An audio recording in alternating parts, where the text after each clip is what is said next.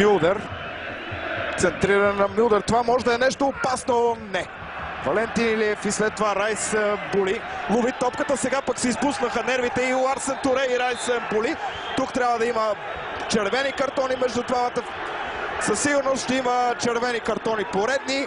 Ларсен Туре изрита топката в ръцете на Райс Були. След това Райс Були удари футболиста на Левски с топката в главата. Сега ще видите повторението на ситуацията. Тук всичко изглежда спокойно. Райс Були лови. След това вижте реакцията на Туре. Ето, абсолютен картон. След това Райс Були пък не си издържа топките. Абсолютен картон и за Райс Були. Мисля, че това трябва да бъде червен картон. ЦСКА ще трябва да доиграе матча, според мен, с полеви футболист на вратата, защото не вярвам главния арбитър да спести това на Були, нито на Ларсен Туре. Ето ситуацията.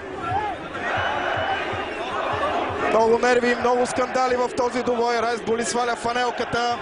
Апостол Попов, който вече веднъж е пазил срещу Левски, но като футболист на Ботев Пловдив сега ще трябва да пази на вратата на ЦСКА.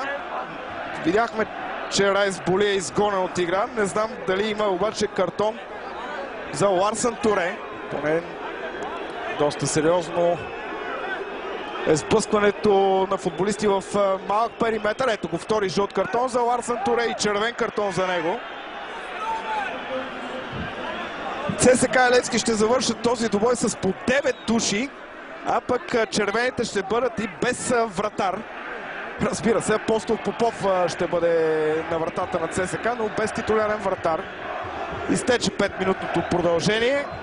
Добавено на този матч много скандали в тази среща и на трибуните, и на терена.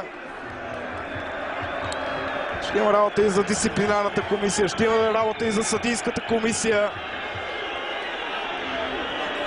Отдавна не бяхме виждали, можем да кажем, такова кърваво дерби между Левски и ЦСКА.